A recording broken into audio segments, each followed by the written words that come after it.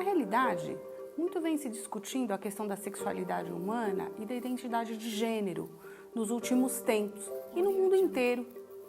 Os movimentos homoafetivos, LGBTT, vêm se desenvolvendo e se proliferando no mundo todo, tentando criar uma maior conscientização da população da questão da diversidade de orientação sexual, da identidade de gênero, dessa inclusão de todos os segmentos da população entre os direitos civis de toda essa população. Então, quer dizer, não se visa agora na pós-modernidade que não haja mais uma discriminação de nenhuma natureza, de nenhum ser humano.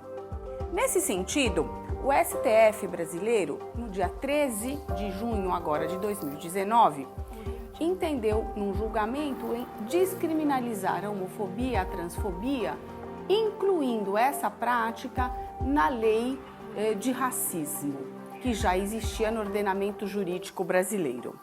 Na verdade, 10 dos 11 ministros entenderam que havia uma demora muito grande no Congresso em legislar sobre o tema. Então, resolveram agilizar os interesses, a proteção dos interesses dos homossexuais e transgêneros. E a discriminação, ela, como eu disse, passou a ser regida pela lei do racismo, que é a Lei 7716 de 89. E, para tanto, o racismo tem uma penalização maior. As questões julgadas como crime de racismo são inafiançáveis e imprescritíveis.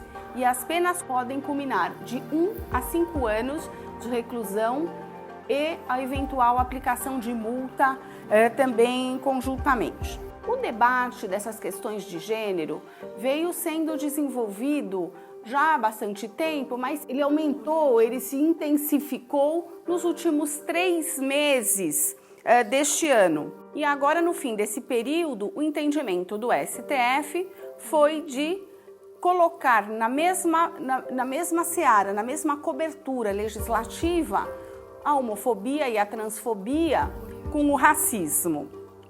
Ao todo, foram necessárias muitas sessões, 6 sessões de reunião do STF para que se chegasse a esse resultado final.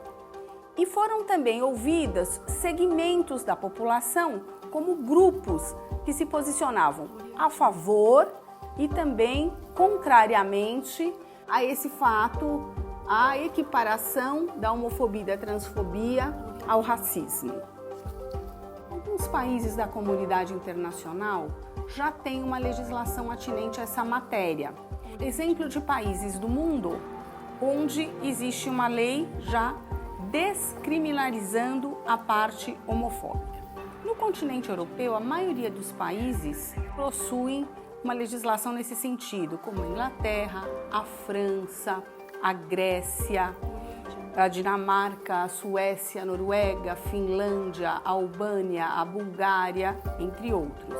Na América Latina, Argentina, Chile, Peru, Bolívia já tem, Uruguai já tem legislações nesse sentido.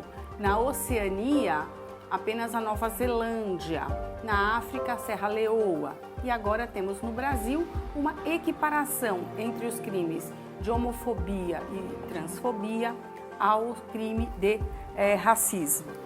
É válido ressaltar que diversos projetos de identidade de gênero e orientação sexual já tramitaram no nosso Congresso Nacional há muito tempo, desde a época em que se discutia a possibilidade de formação de família, ou se seriam apenas parcerias homoafetivas, a nível contratual. Diversos projetos foram apresentados desde 1995 até agora em diante, e os projetos de lei nenhum caminhava em velocidade suficiente para que pudesse ter uma aprovação efetiva e tornasse então lei. Tanto que no passado o STF, mais uma vez, legislando, entendeu na possibilidade da família homoafetiva. O STJ, no mesmo sentido, corroborou.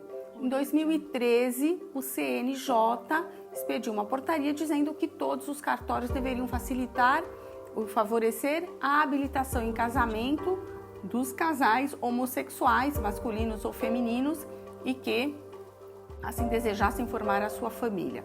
A questão ainda não ficou não tem ficado pacificada, ampliou-se para a questão também da identidade de gênero, até chegar na atualidade a ser enquadrada nos mesmos meandros da lei de racismo. É válido ressaltar que alguns conflitos inerentes a isso, a essa decisão, eles podem acontecer. Um deles, o principal conflito é o seguinte: entraria em conflito dois direitos da personalidade, dois direitos fundamentais. Um deles, o direito à liberdade de expressão, ele estaria em briga, em conflito direto, em choque com a criminalização da homofobia? Como ficaria na prática? Haveria uma violação da liberdade de expressão? Haveria tentativa de um patrulhamento de consciência individual? O que seria considerado efetivamente uma homofobia e como ela se caracteriza na prática? Manifestar-se publicamente desfavoravelmente à prática homoafetiva configuraria o crime de homofobia e agora racismo? Como ficariam os líderes religiosos, como os padres, por exemplo, e os pastores da igreja evangélica, que nitidamente se colocam opostamente às práticas homoafetivas, porque os ditames religiosos, os ditames da convicção religiosa, assim o impõem. A Igreja Católica, a qual estou ungida, se manifesta no seguinte sentido, de abstenção das práticas homossexuais. Um padre, eventualmente pregando, poderia citar semelhante aspecto, poderia citar passagens da Bíblia, poderia fazer em seu discurso, em seu pregão, alguma manifestação nesse sentido que poderia vir, talvez, a ser enquadrada no crime de racismo.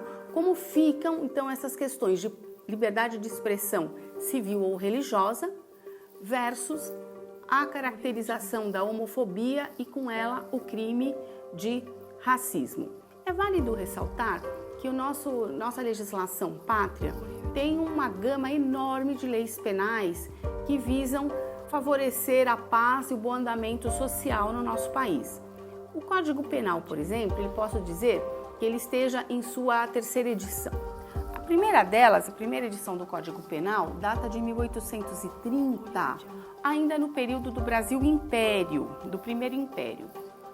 Uma segunda revisão, a primeira revisão então foi feita em cima do material apresentado em 1830, outro entrou em vigor em 1890, sendo o primeiro Código Penal da era republicana.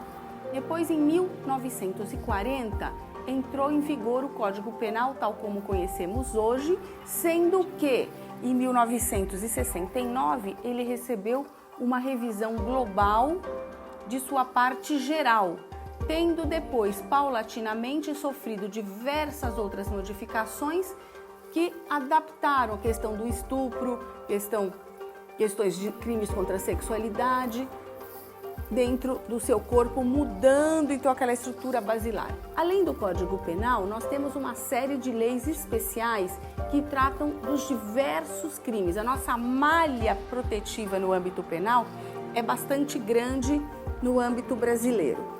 O que também temos um âmbito bastante grande de dimensão de direitos humanos no país, que é signatário de uma série de tratados internacionais de direitos humanos e que protegem não só o homem ou a mulher com orientação sexual e até o menor, as questões atinentes à família. E o maior problema ainda se situa naquela seara, como dizia Norberto Bobbio, que não era mais de discriminar quais seriam os direitos humanos e até se desdobrar, mas e sim da sua eficácia. O resultado final exarado pelo STF trouxe alguma controvérsia, dividindo a opinião pública e a opinião jurídica. Se efetivamente foi uma decisão que trouxe um avanço para a proteção homoafetiva no Brasil, ou se ele trouxe uma mordaça para os direitos e liberdades individuais também no país. Em que situação efetivamente se encontra essa decisão do STF?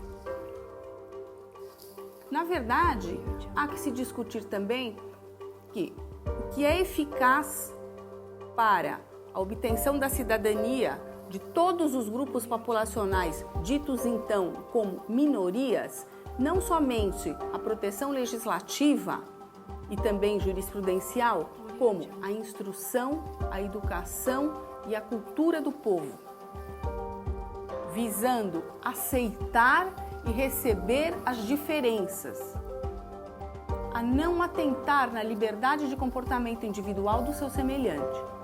Tudo isso para que o homem possa, para pensar com Hannah Arendt, sentir-se em casa no mundo.